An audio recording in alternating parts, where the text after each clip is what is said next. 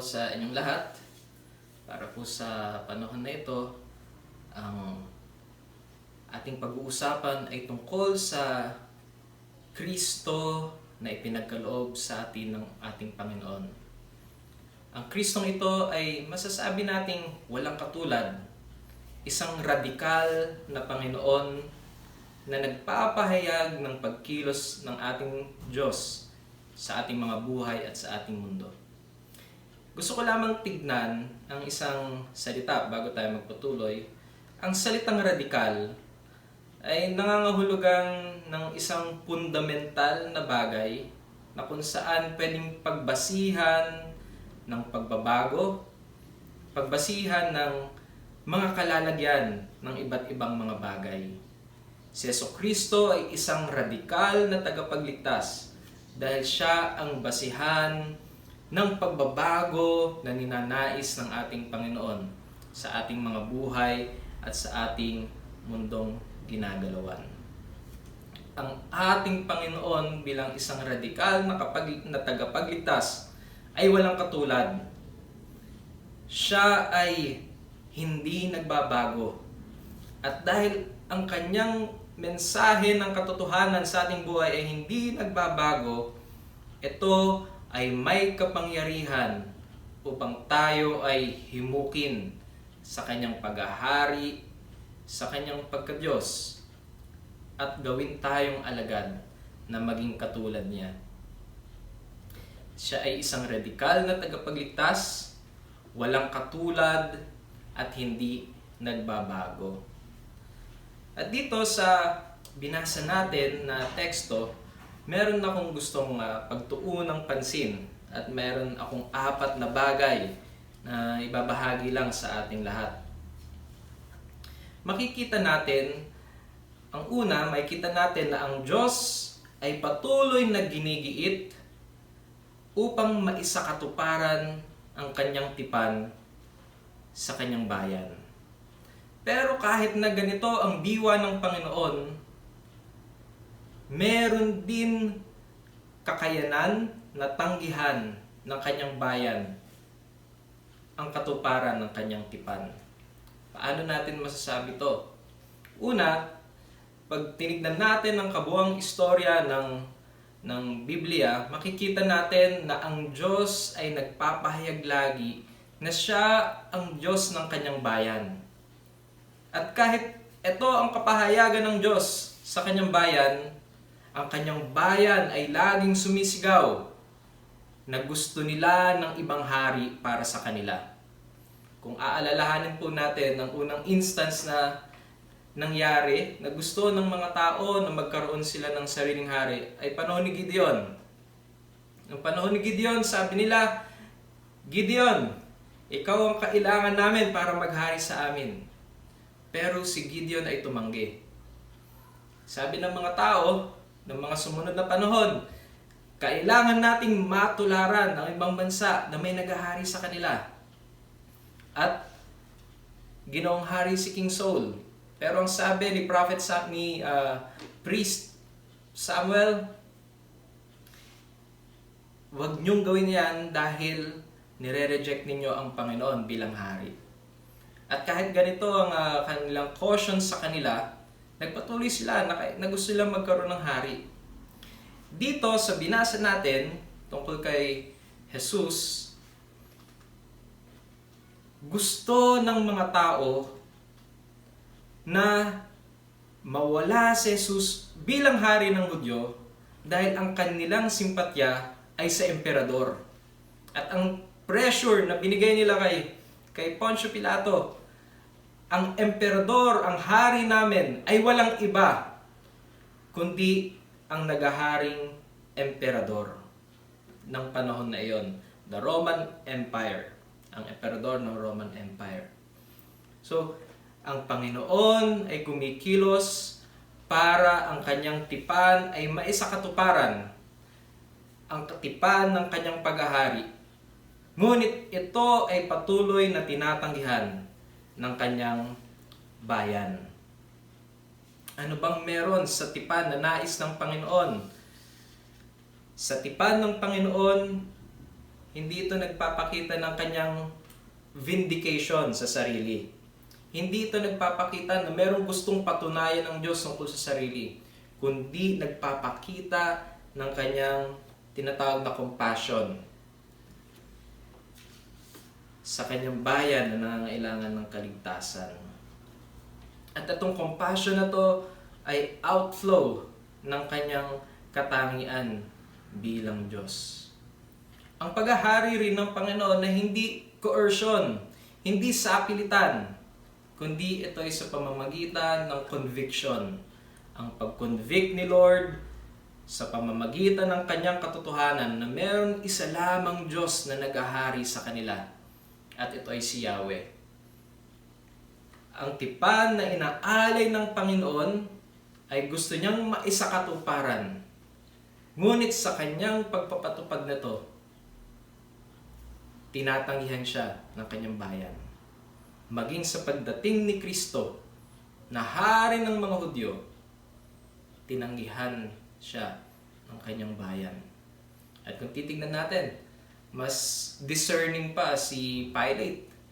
Si Pilate gusto niyang gumawa ng paraan para mapalaya si Jesus. Pero ang pinakapunong pari o mga nanunungkulan sa kanilang struktura ng pananampalataya, sila mismo ang sumisigaw na ipako ang Panginoon sa krus. Pangalawang bagay, ang pagpunta ng Panginoon sa mundong ito ay hindi bilang tagalabas, hindi bilang outsider na walang kinalaman sa realidad ng buhay ng kanyang bayan, kundi nagpunta siya sa mundong ito na nakikiisa at lumulusong sa karanasan ng mga tao. Una sa lahat, ang karunungan ng Panginoon ay matatawag nating encompassing at unsurpassed. Napakalawak ng karunungan ng Panginoon. Pero merong kailangang gawin ng Panginoon sa kanyang sarili. At ito ay makaisa at makisalamuha first hand sa karanasan ng mga taong kanyang pinaghaharian at nais pagharian.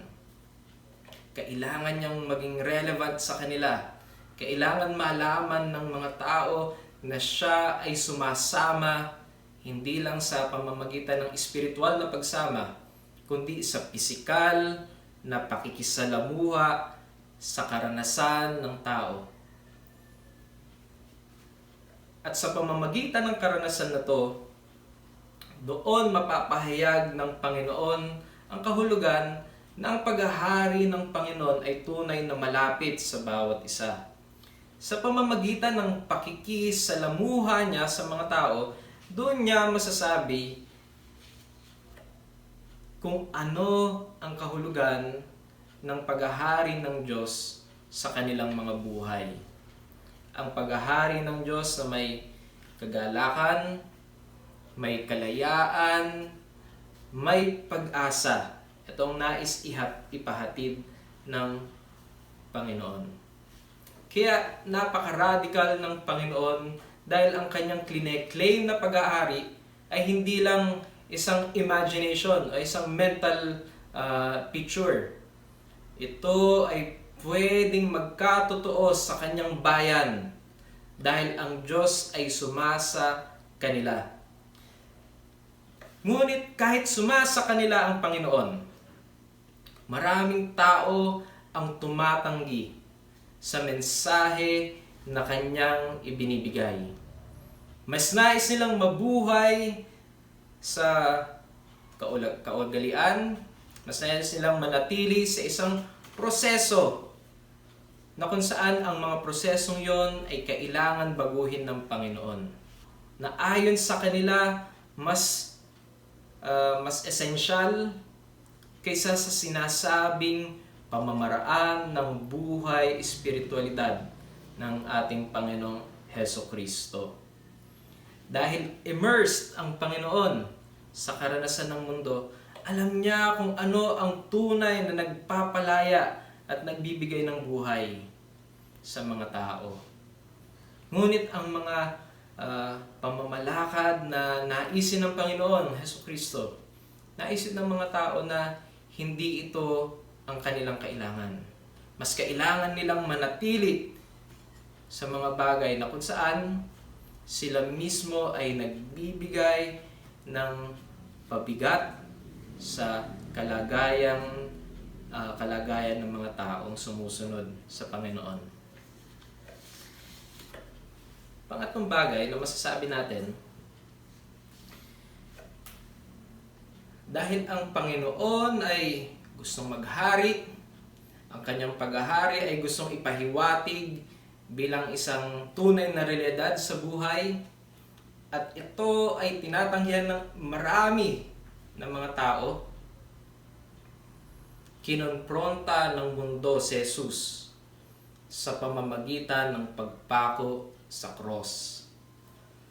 At sa pagpako sa cross, pagpako ni Jesus sa cross, pinupunto niya kung anong katangian meron ang Panginoon.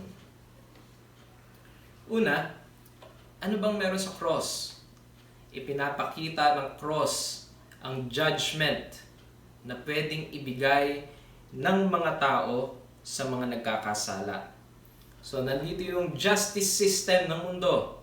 Nandito yung pamamalakad na sinasabi ng mundo, huwag niyong tularan ang taong nakapako sa cross. Okay? So, it represents judgment. Pero sa judgment ng mundo, ine-exemplify ni Lord ang kanyang pag-ibig sa mga tao. So, Christ is confronted with the cross, but because of His submission to God's will, He exemplified the character of God.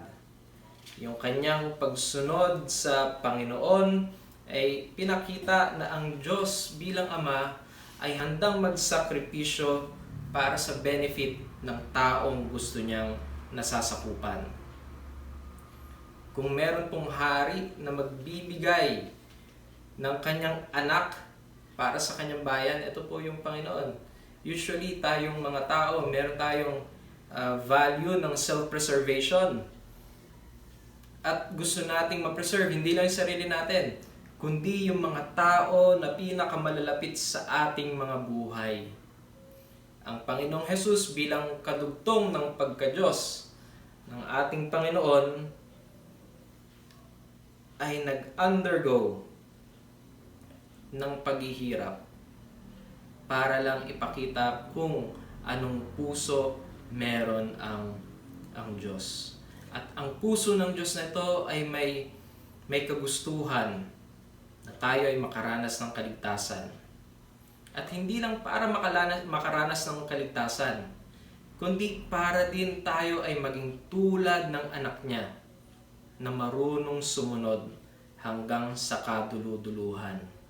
Kaya ang pagtawag ng biwang Kristiyano sa ating mga buhay ay hindi lang kilalanin ang binibigay ng Panginoon na kalayaan at redemption, kundi tayo ay sumunod ng may katapatan hanggang sa dulo, tulad ng ating Panginoong Hesukristo.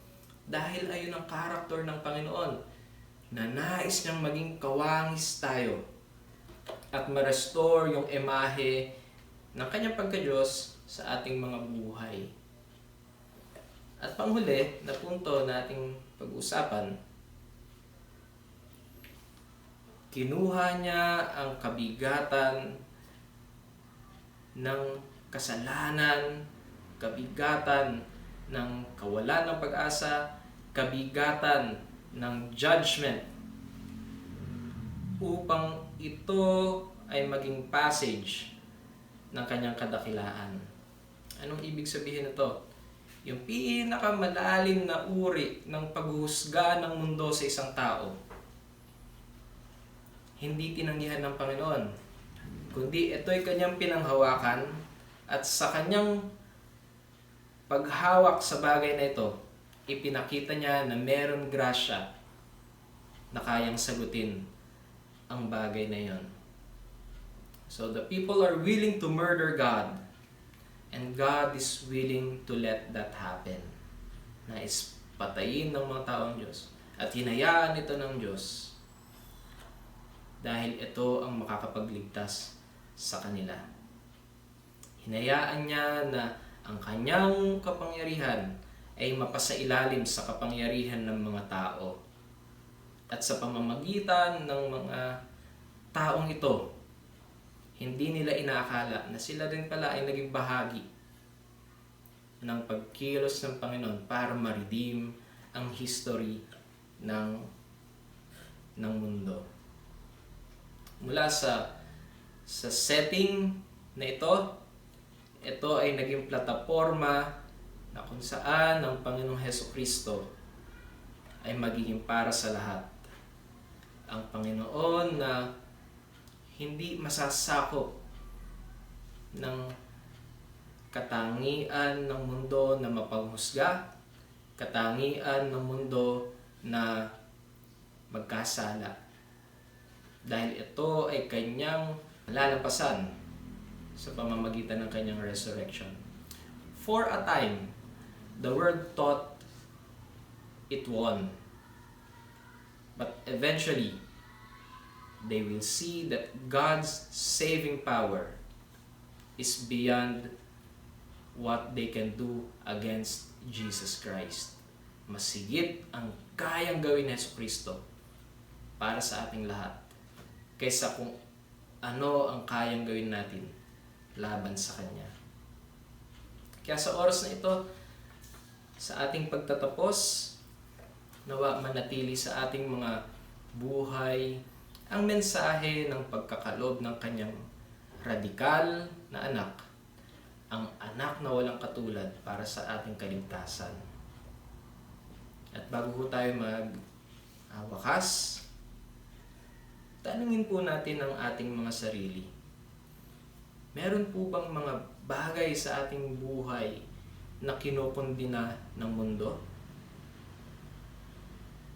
Dumating na po ba sa buhay natin na handa tayong sumunod sa Diyos hanggang sa kaduluduluhan? Meron bang cross na pinapakita ang Diyos sa atin na kailangan nating harapin?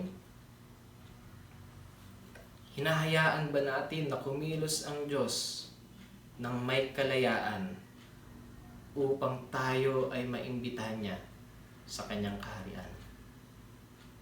Ito po ang mensahe ng Panginoon at nawa manatili ang Kanyang katotohanan sa ating mga buhay.